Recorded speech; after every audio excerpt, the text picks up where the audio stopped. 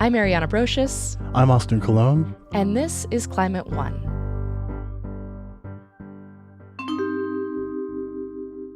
We're starting today's show in a small town in Wyoming called Kemmerer. It's been good for us. Yes, it's been good for us. We got 4 kids. 3 of them, they'd all left, but 3 of them come back to Kemmerer. Mark Thatcher has lived here for nearly 40 years. The walls of his living room are covered with pictures of his family. 4 kids and lots of grandkids. I had a granddaughter graduate, and can I brag on this? Please. I got to meet the class president of the valedictorian, and Athlete of the Year, all in one pretty little granddaughter. So, you know what I mean? Kemmerer's been good for us.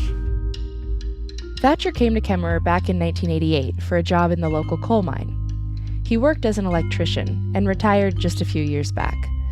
In fact, he spent his whole career working in coal. It might be a little dangerous, and it might be a little dirty, but it's a good job, and you appreciate it. It's all fine. And it's a job that allowed him to provide for his family and live comfortably and well. Some 2,500 people live here in Kemmerer.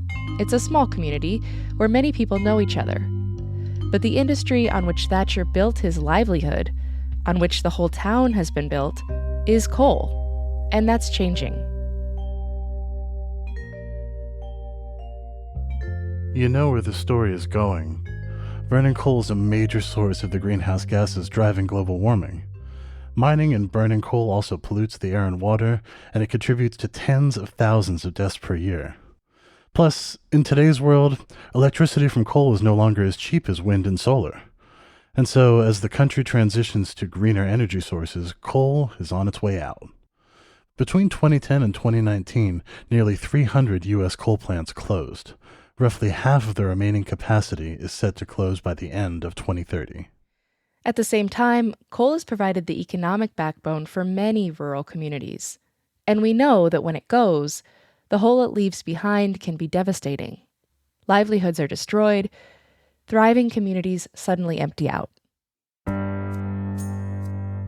So, is there a way to transition off of coal without sacrificing the people and places connected to it? Today, we're going to take you to coal communities across the country, places that are going through this transition right now.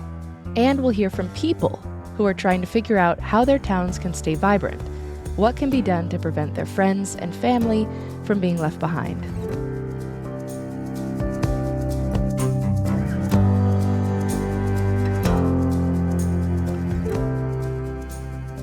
So let's go to Wyoming, where coal has been king for more than a century. Another of Wyoming's great natural resources is coal. A familiar sight is strip mining. That's how Kemmerer got here, is the surveyor that found the coal named it after a rich man, and so he supported it. The town of Kemmerer is located in Lincoln County, in the southwest corner of the state. I was there in September, and the first thing I noticed was the landscape. I mean, it's wide open.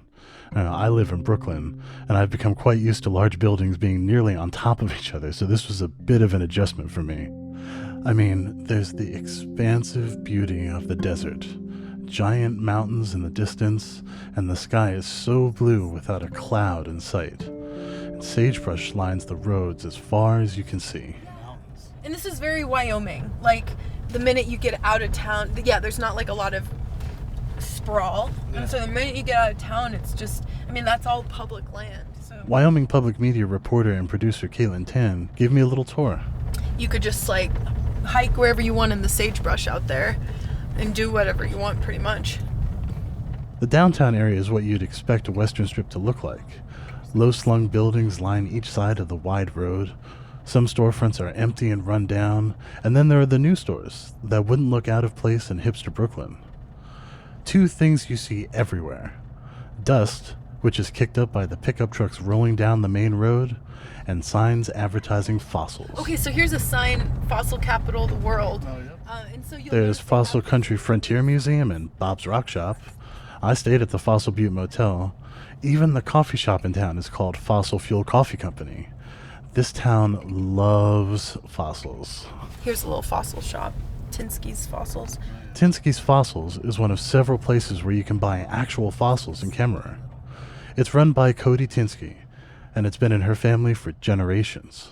This is a Diplomystus. It's one of the most common fish that was in the lake. These are Cnidias. They're called Cnidias. This is a Priscacara. These are fossils found right here in Kemmerer, and the same geologic processes that fossilized plants and animals from eons ago also made this area rich in coal. The coal mine is the biggest employer, 215 employees. This is Brian Muir, Kemmerer City Administrator. Another big employer, of course, is the power plant. It has about 109 employees, Right. full-time employees. And then along with that, another employer that's big here is ExxonMobil. So those are the big economic engines of our community. Economic engines that help fund things like schools, libraries, and the fire department. But that's changing. In 2019, the coal plant in Kemmerer announced it might be shutting down. Not too much after I got here, that's when they did actually shut down number 3, not number 3, which dramatically affected the coal jobs. They'd already been in decline. When he says not in number 3, he's talking about one of the 3 units at the plant. They ended up converting that one to natural gas, but the entire plant still plans to close down by 2036. And it gets its coal from a local mine, so when the plant closes, the mine will either have to find a new buyer or it will close too. And that's got people worried, like retired coal worker Mark Thatcher. Coal mine, the power plant, these are all basic jobs that if you want to have a gas station, a grocery store, a hospital, anything, you got to have a base to build that on. If you lose the base, it's pretty hard to sell groceries to a place that nobody lives, or have a motel where nobody comes. City leaders hired Muir to find ways to diversify the town's economy and to ensure its future. There was a lot of anxiety and some despair. Even, people were saying, some outsiders would say, well, you might as well just close down the whole town. It's going to become a ghost town. That was a little extreme, of course. Right. But Muir understood what was at stake, and that he had a limited amount of time to come up with a solution. He needed something that could generate jobs and support the town and everything in it. And so they took that opportunity to be proactive about trying to save the coal industry, so which I admire. I've really admired their tenacity to try to do what they can. One of our original hopes and plans was to convert the coal-fired plant and retrofit it to do carbon capture, utilization, and storage. But that hope didn't pan out. And then he heard about another possibility: nuclear power. Nuclear power. It's something we're hearing a lot about lately. With coal in decline, we need a lot of carbon-free energy to take its place. The U.S. already gets about 18% of its energy from nuclear power, and has for decades. Similar to fossil fuels, it provides baseload power, meaning it can run constantly, unlike solar or wind, which are intermittent without battery storage. And compared to wind or solar, nuclear has a pretty small footprint. And simply put, where climate is concerned, nuclear is better than coal. Splitting atoms generates electricity without emitting greenhouse gases or the harmful air pollutants that come from coal, like sulfur dioxide, nitrogen oxides, and toxic heavy metals. Those can contribute to respiratory illnesses and contaminate the air, water, and fish we eat. Of course, nuclear energy is not without its risks. Nuclear power generates nuclear waste, and we still don't have a long-term solution for storing that. Many people worry about accidents. And mining and refining uranium, the main fuel for nuclear energy, creates emissions and can expose workers and nearby communities to radioactive materials. But there's a new push to redesign nuclear energy for the next century. The U.S. government is investing lots of money to boost so-called advanced nuclear technology, trying to find ways to make it safer and cheaper. And billions of dollars in federal resources have been dedicated to help energy communities transition away from producing fossil fuel energy. Communities like Kemmerer. One of the big companies getting some of that federal money for advanced nuclear technology is TerraPower. It was founded and largely funded by tech billionaire and philanthropist Bill Gates. In 2022, TerraPower was awarded $2 billion from the Department of Energy to build their first plant. As the company was deciding where to locate that plant, Wyoming stood out. It's relatively close to populous states like California, which have big energy demands, and it already has the big transmission lines needed to move the power there. Chris Levesque is TerraPower's CEO and president. Wyoming is very energy literate. We say they have a high energy IQ because, they've been doing energy projects there for decades. There's so much coal in Wyoming, and there's so many coal plants in the Mountain West. People are very familiar with electricity production, and they were even somewhat familiar with nuclear energy. But Kemmerer wasn't the only struggling coal town in the state. There were 3 other communities in Wyoming that also had coal-fired power plants slated for closure. And what we found almost right away was like an amazing amount of interest. And that's not a big surprise. A nuclear power plant of this scale could turn around the entire economy, support all those schools and town services that the coal plant did, and maybe even help the town grow. So Kemmerer City Administrator Brian Muir made his pitch and crossed his fingers. I gave a presentation to them about why they should choose Kemmerer. And I think we did pretty good. When they left, they said, wow, you guys had a PowerPoint. So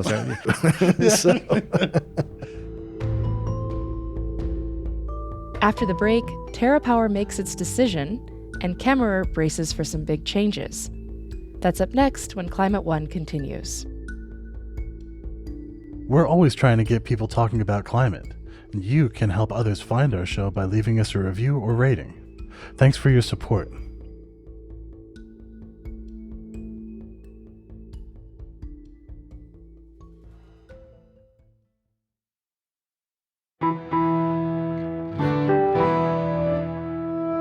This is Climate One. I'm Ariana Brocious. And I'm Austin Colon. And we're spending part of today's show in the southwestern part of Wyoming, in a coal town that's trying to adapt to the changing energy landscape. The town of Kemmerer is literally built on coal. But when residents learned their power plant would be shut down in 2036, many started to panic. Would they become another casualty of the green energy transition? We were hungry for something to be able to adapt to this changing economy that we're all going through. Town Administrator Brian Muir saw a golden opportunity in TerraPower, an advanced nuclear company that was looking for a place to build its first plant. A big energy announcement came today for the western U.S. Wyoming will be the site of a new nuclear power project. In southwest Wyoming, plans from a company backed by Bill Gates to build a small nuclear power plant are now moving forward. Muir was on vacation and just so happened to be driving past a nuclear power plant when his phone rang. So I'm sitting there and the mayor calls me, hey, we got the plant. And so I was really excited, of course, because I didn't have a chance to be there because I was on vacation, kind of thinking about energy like I always do. TerraPower CEO Chris Levesque says they ended up choosing Kemmerer in large part because the town showed so much enthusiasm. Each community had a pretty good score, but honestly, one of the things that attracted us most to Kemmerer and Lincoln County was the economic situation. That the coal plant there was closing down the soonest, and helping a community that's been an energy producer for decades, if not a century, be part of the clean energy transition was really motivating to us. When Muir got home from his trip, he got right to work. After we found out that we got the plant, we did a survey of the communities and had an overwhelming support for bringing here the nuclear plant. Mm-hmm. Over 83%, I think 85%, somewhere in there, supported bringing it here. And they definitely all mostly agreed that it's going to help our economy.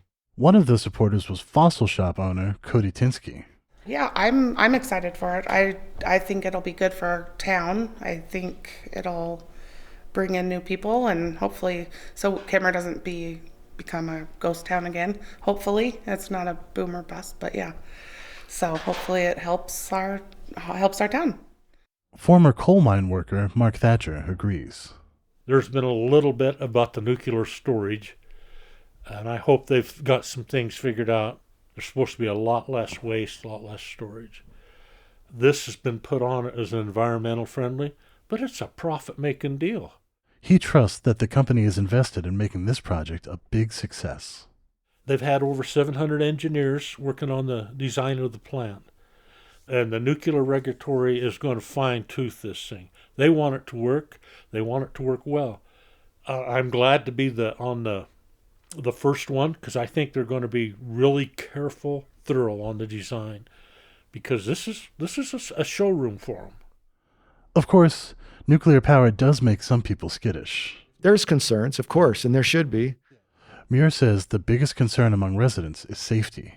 I mean, you've got to be careful with nuclear power because you've got to deal with the risk of, radiation, of course, and the risk of any contaminants in the soil and the water supply. Those are risks, but everything that I understand about it, the new nuclear, some call it the nuclear renaissance, whatever you want to call it, right, is purportedly safer. I've heard up to 10 times safer. It involves human beings a lot less. Uses new technology, uses software, and I'm excited actually to bring it here and to let people know this is an opportunity. And yes, there's risk, but I think it's a good risk to take to get the jobs that we need. And I think the risks are way less than they have ever been. Even so, some people are deeply skeptical of having a nuclear power plant in their backyard. While I was in town, I talked to a few people who didn't want to be recorded, but were clearly opposed to the plant.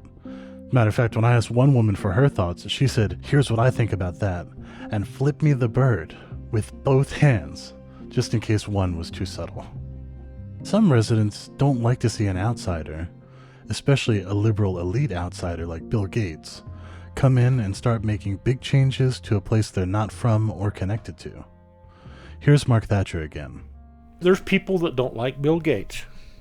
I don't know if he's the best person in the world, but he's a guy that's got the money and wants to do this. He has a little different opinions than a lot of people in Wyoming do. He's pretty anti-coal. Wyoming's a pretty Republican state. He's pretty Democratic. And I'm not saying right or wrong, but there's different opinions that they don't like each other. Or disagree.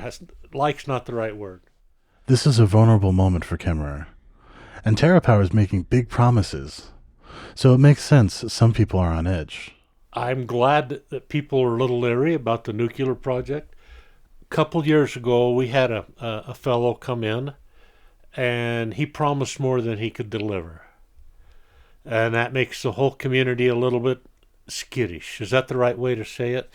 Somebody promises this and that, and they can only deliver part of it. And so the whole community has to look just a little bit step back. There's another complication to this would-be nuclear renaissance. The new TerraPower plant will use a more highly enriched uranium than other nuclear plants in the US. And for the moment, the only source of that special uranium is Russia. When Russia invaded Ukraine, TerraPower stopped buying it, and the project was delayed by 2 years. Chris Levesque says the U.S. is working on creating its own production plant, but so far, no dice. Sadly, it's true that Russia has this capability and we do not. And Congress has directed the Department of Energy and provided $700 million to the DOE in the IRA to go create this capability. That's the Inflation Reduction Act, Biden's climate bill. And DOE's moved a little too slow on it, actually, considering that both parties directed them to go create this capability. But I'm really confident they will. In the meantime, the coal plant in Kemmerer still plans to shut down by 2036. That means all of those workers will soon need new jobs. Levesque believes that's one of TerraPower's biggest selling points to the community. He says the company will offer a job to every coal plant worker who wants one, and that unions are welcome. And he says unlike other kinds of carbon-free energy, like building a wind turbine or solar plant, the job skills are pretty transferable. A whole lot of a nuclear plant is similar to a coal plant. We still make electricity by boiling water, making steam, running it through a turbine. So, the turbine building and all of that electrical equipment, the heating, ventilation, air conditioning is all so similar to a coal plant. Those skills are completely transferable, which allows us to really, re-employ those workers. Wyoming Public Media's Caitlin Tan drove me to the TerraPower construction site in her giant pickup truck. Okay, so we are gonna hit the interstate for a second here to go towards the coal plant and then, or the power plant, and the TerraPower deal. On the outskirts of town, about a mile away from the coal-fired power plant, the nuclear plant is starting to go up. They broke ground in June, and it's already taking shape. Okay, so here we go. Lots happening, honestly. A lot. It's a busy construction site. 5 or 6 giant trucks moving earth around, and what looks like 30 or 40 workers digging and surveying. And that's where the majority of the jobs are coming from, is the construction. And I think peak construction, there's going to be 1,000 or maybe more, 1,500 employees, temporary employees hired, which is pretty crazy when you think about that's half of the population of Kemmerer and Diamondville. Yeah. And I mean, you can see it already. I'm looking at all these vehicles out here. I mean, that's already a decent amount of people. The city is expecting a huge population boom, and that means getting its infrastructure ready, like upgrading the sewer system and creating new housing for the people building the plant now, and for the people who will work there in the future.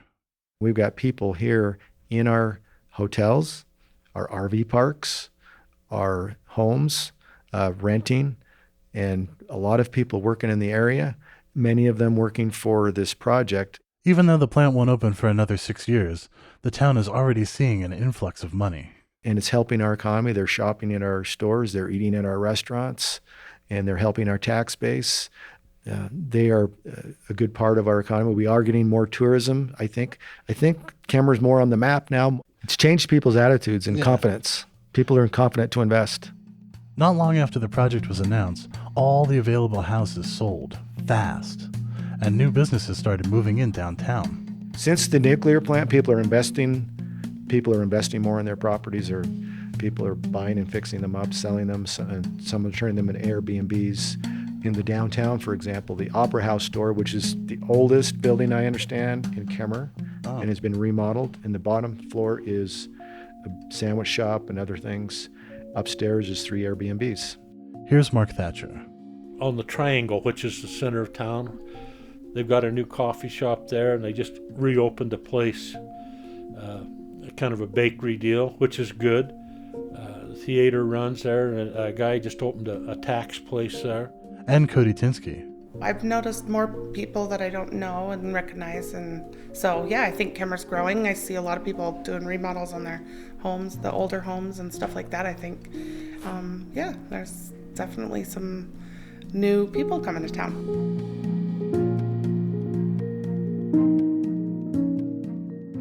In a lot of ways, Kemmerer is poised to be a success story. Even years before the plant is complete, they're feeling the positive effects of a transition to a totally different economy and energy source. But they're not there yet. Even with all the new investment, the job offers, and the economic activity, Kemmerer is not ready to let go of coal completely. A local company has proposed building a $2.5 billion coal-to-ammonia factory, and another group recently invested millions into 136 acres of land near the coal plant to develop a new line of cosmetics made out of, you guessed it, coal. We are definitely still working hard to do everything we can to try to help find other uses for coal. We would like to be pioneers in that area. Now, that requires first of all, it requires a lot of coal, and it also requires a lot of investment. But those coal-powered industries aren't likely to save coal from decline. Ultimately, coal, like many extractive industries, has a boom and bust cycle. Muir believes the nuclear plant will help Kemmerer break that cycle and sustain the community for decades to come. I mean, it's like a laboratory, really, of energy change. Obviously, for us, it means jobs and families being able to stay in Kemmerer and enjoy their life. right. their quality of life. And that's what we're trying to do. Everything we can to help them. The government can't do everything, obviously. Right. But we can try to connect business and government together and do our best to help create hope and all those things. So he and TerraPower hope this plant will be the first of several in Wyoming and elsewhere, and that it will help launch a new era of advanced nuclear power. They're calling this Kemmerer number 1. Oh, okay. So that means we're hoping for Kemmerer number 2. So stay tuned. Yes, stay tuned. That means we could be up to about, potentially 1,000 megawatts of power. Right. So. And more power means that Mark Thatcher and his family will be able to stay here for another generation. I got 21 grandkids. A lot of them live here in Kemmerer. If they wanted, in 10 years, if they wanted to come to Kemmerer to be business people, I would like them to have the opportunity. If Kemmerer's dried up, it's not an opportunity.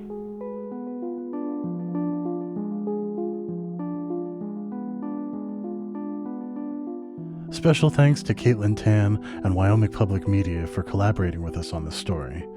Caitlin has done a ton of reporting on the energy transition in Wyoming, and you can find a link to that in our show notes.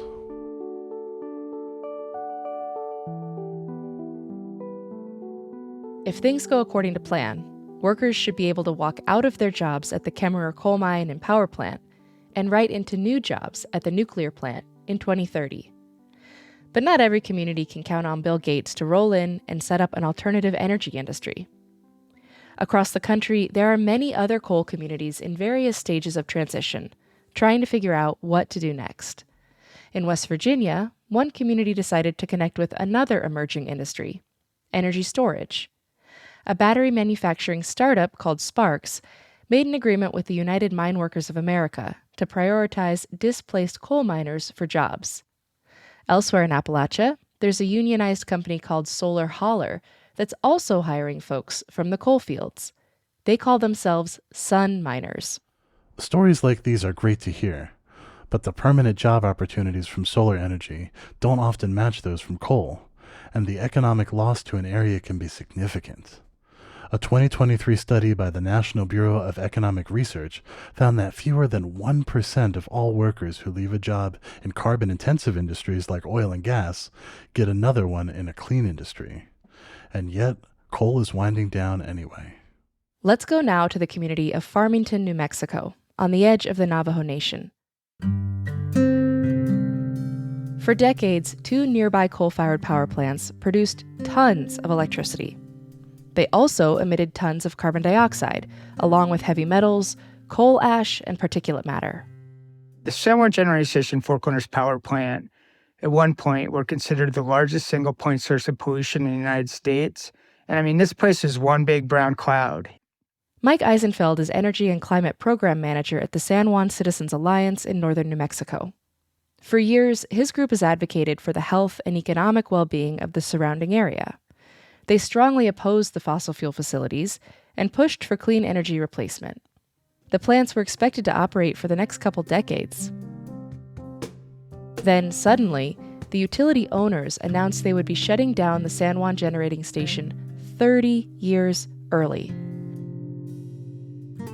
With pollution regulations and economics, it just didn't make sense anymore. The town panicked. Though coal was already in decline, the power plant and its mine still generated significant tax revenue and employed hundreds of people, many of them Navajo. The jobs paid high wages. I remember being at their meeting. It's sort of heart-wrenching because all of the people who work at San Juan Mine, a lot of the miners were there with their families, and so we have a lot of empathy for our community and the complexity and diversity of the people who live here. But then a tech startup came in with the promise that they'd extend the life of the coal plant by installing carbon capture and storage technology. It's a technology that's relatively unproven and actually burns more coal, but does have a lot of recent federal support. At a town hall meeting back in 2019, residents and plant workers pleaded with the mayor and council to approve the project. My name is Geneva Griego. I am currently employed by PNM at San Juan Generating Station. I urge you to vote yes watching as our coworkers have had to move away and relocate their families.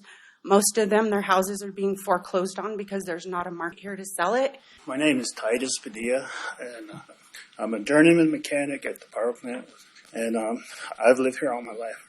I'm too old to find another job. I've been looking, and the older I get, they don't want older people. My name is Chris Hunter. I'm a member of the Public Utility Commission, and I'm glad to call this place my home. And as much as I embrace all forms of energy, and we should be an energy hub, the fact is solar panels and wind does not replace jobs. Local leaders were all for it, but the project fizzled out, and the San Juan Generating Station near Farmington officially closed in the summer of 2022.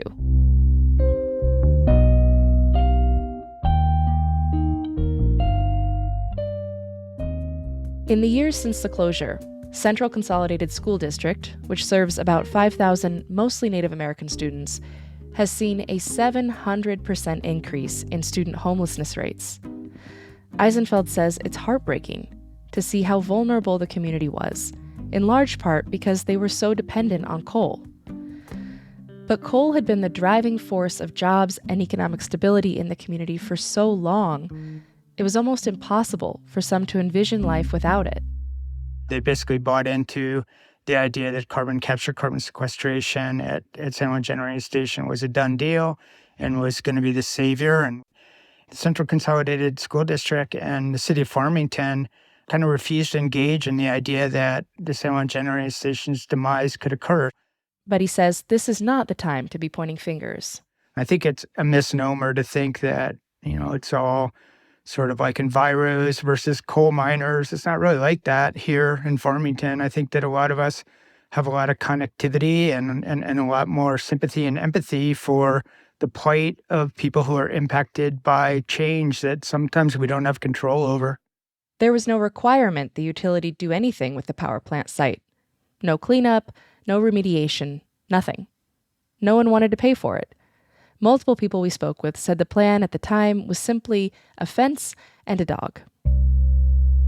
So, Eisenfeld and the San Juan Citizens Alliance advocated for demolishing and cleaning up the site. They wanted to make sure the utility, the Public Service Commission of New Mexico, couldn't just walk away and leave it open to decay. They also didn't want someone else to come take over the plant and fire it up again. And they wanted to make sure the workers were provided for. Eisenfeld's group partnered with several organizations from the Navajo Nation. And our partners are Diné Citizens Against Ruining Our Environment, Tonejoni Ani, which is Sacred Water Speaks in Navajo, NEVA, and the Western Environmental Law Center have been our attorneys. And so that relationship has been really helpful in allowing us to work within the legal realm. Our opinion was that we needed to have a just and orderly transition and start thinking about what was going to replace not only the power at San Juan Generating Station, but property taxes, money for local school districts, and provide for transition for the workers. As he says, a just and orderly transition was going to require solutions on multiple fronts. So he and the Alliance got to work, and they weren't alone. In 2018, along with other local environmental and community groups and the Public Utility Commission of New Mexico, they wrote a law that would address this problem of abandoned fossil fuel infrastructure and its workers. It took 2 tries, but in 2019, the Energy Transition Act was signed by the governor of New Mexico. Some of the smartest lawmakers we know have called the Energy Transition Act the most complex piece of legislation they have ever seen. And they aren't kidding. The bill, which has been signed into law, by the way, sets a goal of carbon-free emissions for major utilities in the state by 2045. The law allows the utility to recoup its investments in the coal plant. In exchange, the company has to provide severance and job retraining support to the plant workers and affected communities. Though a couple years on, some of those payments seem to have stalled. The law didn't require the demolition of the San Juan Generating Station. But in 2021, San Juan County passed an ordinance which started that process to protect the environment and public health. Eisenfeld's coalition also pushed for a new way to generate energy to take the place of coal. The Energy Transition Act requires some of that to be built in the Central Consolidated School District to help offset the loss of property tax revenue. Now, the San Juan Solar Project is being built northeast of the former San Juan Generating Station, bringing a $500 million investment into the community. And our intervention, I believe that resulted in the replacement resources being placed here in San Juan County in proximity to the San Juan Generating Station that created property taxes, that created money for the local school districts, and also created 250 jobs for people who worked on a solar project that has been completed. In August of this year, the San Juan Generating Station smokestacks were finally demolished, coming down in a cloud of dust.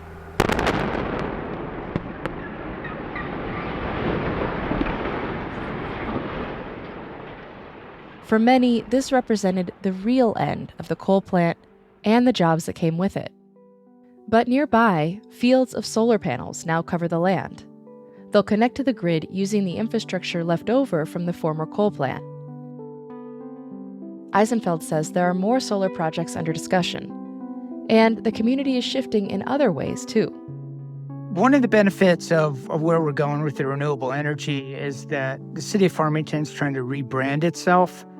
Their logo is Jolt Your Journey to bring in recreation, tourism, retirees. So now when you walk around outside of my house in Farmington, we have blue skies, we got a way better quality of life. Now I'm more convinced than ever that this is an opportunity for us to diversify our economy, transform our economy, and to build something a bit different than we've experienced before. Over the years, as coal has declined, many people have left Farmington. But for those who've been able to stay, the air they breathe is cleaner. Coming up, a community in Arizona tries to make their transition to a cleaner economy a more just economy, too. We don't want to repeat the past, We don't want people nearby to not have power, not have the benefits of what's being generated off these projects. What are revenues that can be shared with the community? How can you incorporate the families giving up their land? What kind of scholarships can be provided to the children of the local families? And so that's really the paradigm shift that is everywhere now. That's up next when Climate One continues.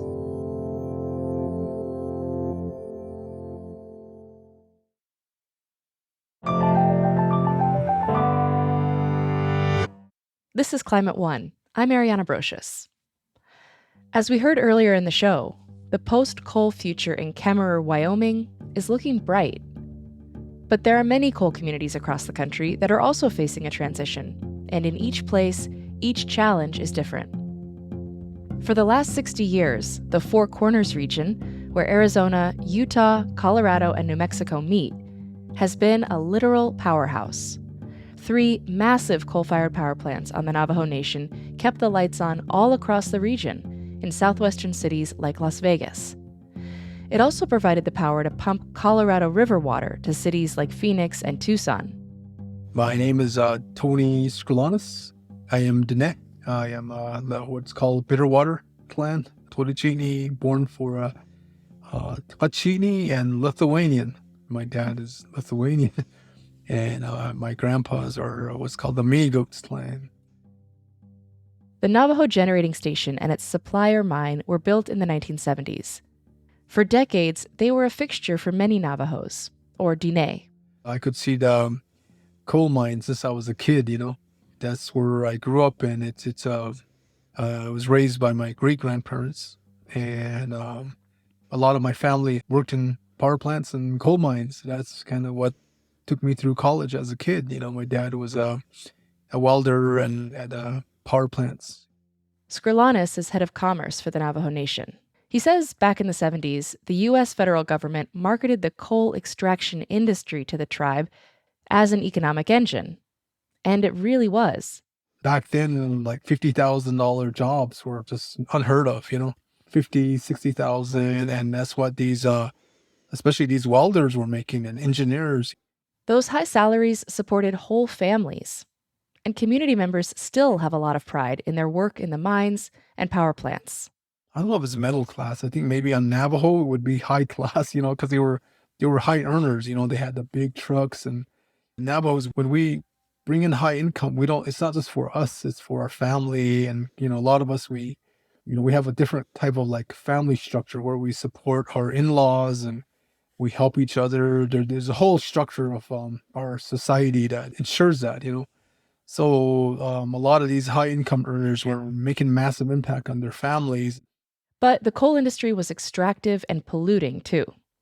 Skrlanis grew up in an area called Black Mesa, where in 1974, more than 12,000 Navajo people were forced to move from the land to allow for coal mining operations by Peabody Coal.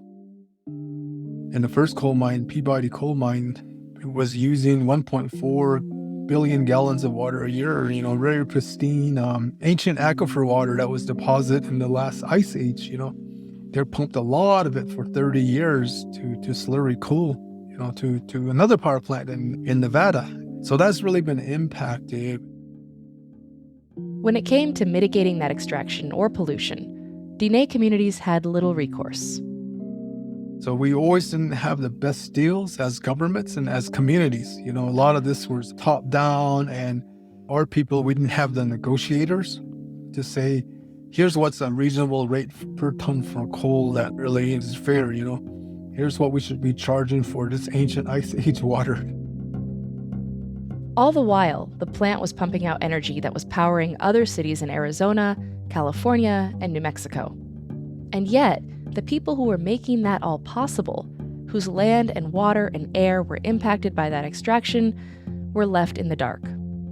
There's a lot of homes around these former power plants, or, they never got electricity, they never got running water. And so the economic injustice is very tremendous, And that's still the case. Currently, there are more than 13,000 families living on the Navajo Nation that do not have working electricity. The Black Mesa mine closed in 2005, along with one of its main partners, the Mojave Generating Station in Nevada. Then, in 2019, Navajo Generating Station and its companion mine shut down too. Hundreds of jobs were lost. I think the total I've seen for the Black Mesa mine and the power plant was over 700 direct jobs, people working at the plants.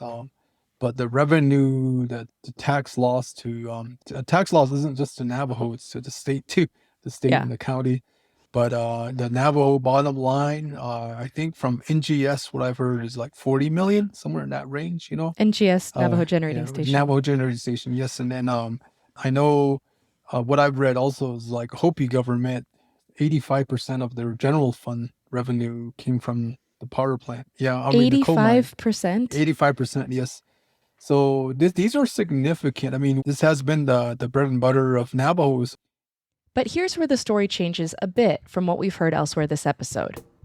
One of the Navajo Generating Station's owners, an Arizona utility called Salt River Project, worked to lessen the blow. The utility offered all employees jobs at other facilities around the state. And many of them, including some of Tony Skrlanis' relatives, took those jobs. He says others took retirement or severance. The Navajo Nation chose to keep a number of facilities at the plant, including the warehouse and maintenance buildings and railroad, worth around $18 million. They're using them for new enterprises. We have a tiny home manufacturing business there, in which we're expanding. That manufacturing facility of tiny homes was able to hire over like 100 workers, and many of them are former power plant workers too, that were able to come back and work with steel and construction again. We're looking at reusing the railroad into a tourist type railroad. Skrlanis and others have been working to diversify the region's economy. They're developing a master plan that includes building a $700 million resort project and bringing in solar power. Skrlanis says they're already being approached by several energy companies who want to make use of the old coal infrastructure, like the transmission lines. We have kept the substation, and there are a couple of solar projects immediately around us. Some of them will use the right of way of our former railroad, which we're working to restart that railroad and make it like electric cars and bicycles and for rail to trails running area, campgrounds along the route, because this is iconic area. Like the views are magnificent, all different ways. Perfect place to grow tourism and to really help a lot of entrepreneurs. And the financial impacts could be significant.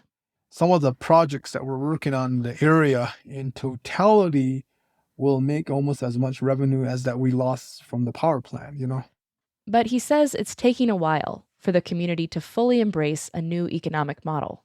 After a few years, people have accepted it. There's an acceptance of the diversification, and there is awareness of the environmental impacts because we herd sheep, we're out in the land. And when you're sheep herder, you're monitoring the different types of vegetation and plants, and you're feeling the wind patterns and the moisture levels. The same goes for a farmer. We have a lot of farmers that are dry farmers, and so you're really concerned about like wind volatility and moisture levels and just the heat and the dryness. And I think they're all feeling the impacts of like climate change, and they know that power plants are a big contributor, The Navajo Nation is squarely in the middle of the energy transition. Most of its coal plants and mines have already closed. The last remaining coal plant is the Four Corners Power Plant, and that's scheduled to close in 2031. Squirlanis says they'll be ready. It does hurt to lose something that is a big part of your society and really supports the uplifting of these ways, but we're aware that we need to transition. We're aware that now that we have to, even at Four Corners, start thinking about what if, and luckily we have the experience of this power plant that we know beforehand, like, boy, we better start planning this, that, we start looking at this sector. There's a lot of things we could do way beforehand. And this time, as their plans take shape, the community will be at the center. We don't want to repeat the past, we don't want people nearby to not have power, not have the benefits of what's being generated off these projects. What are revenues that can be shared with the community? How can you incorporate the families giving up their land? What kind of scholarships can be provided to the children of the local families? And so that's really the paradigm shift that is everywhere now.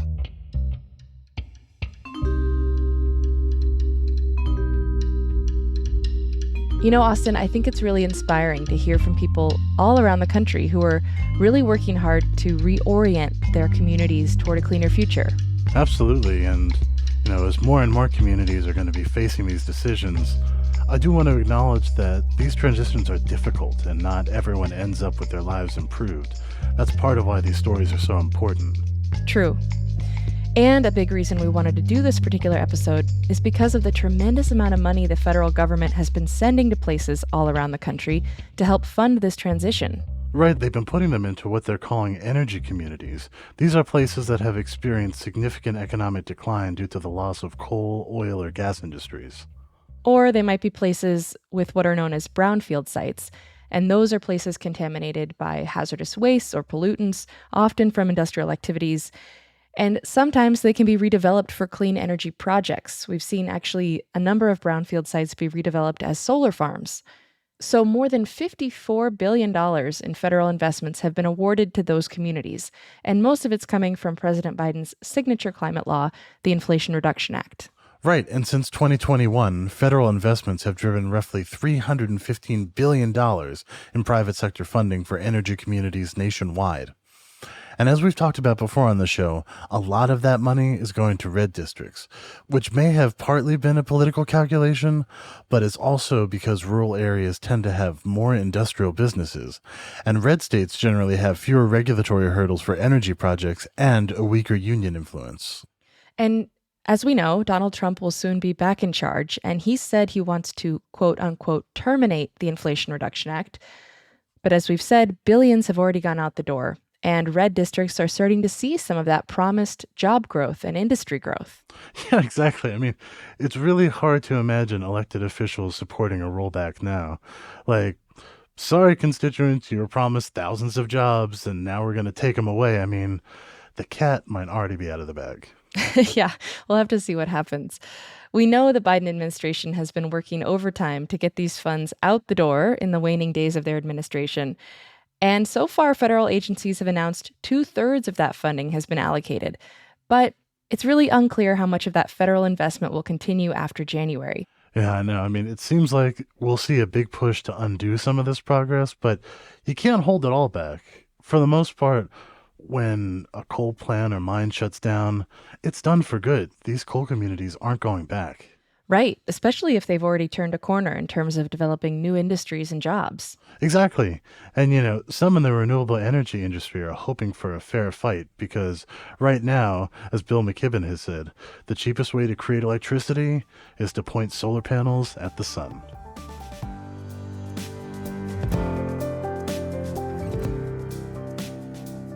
And that's our show. Thanks for listening. You can find links to more reporting about these coal communities on our website. And you can see what our team is reading by subscribing to our newsletter. Sign up at climateone.org. Climate One is a production of the Commonwealth Club. Our team includes Greg Dalton, Brad Marshland, Jenny Park, Ariana Brocious, Megan Basilia, Ben Testani, and Jenny Lawton. Our theme music is by George Young. I'm Austin Colon.